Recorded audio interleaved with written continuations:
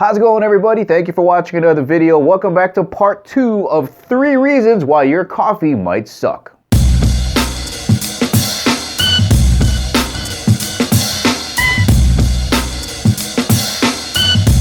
In the last video, we talked about the importance of getting a great coffee bean. Now, if you haven't seen that video, I'll leave a link for it right up here. What we're going to talk about today is if you're going to spend the money on getting that awesome coffee bean, how important it is not to ruin it by putting it into a bad roasting process.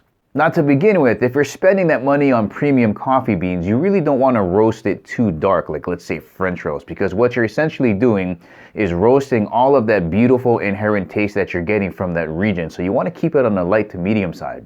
Now, the second issue is how are we going to get that roast onto the coffee bean? A lot of us are not going to be doing our own roasting, so we have to rely on specialty roasters to do that for us.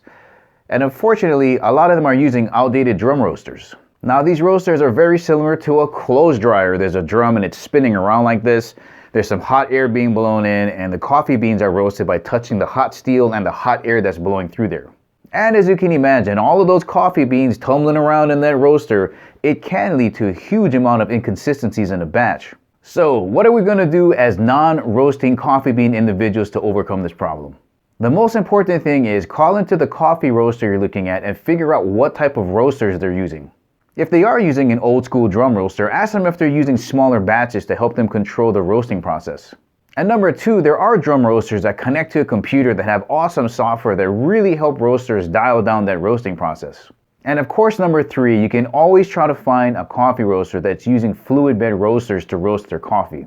Now, these roasters are very similar to a popcorn maker. There's a tube, there's some hot air blowing up through a burner, and the beans are kind of tumbling around in that hot air. And that's what roasts the coffee bean, is that tumbling in the hot air. And that's supposed to lead to a very consistent roasting process. And there's also a third option out there called a Loring roaster, and it's kind of a hybrid, a mixture in between a drum roaster and a fluid bed roaster. And that roasting process is supposed to be way better than a regular drum roaster.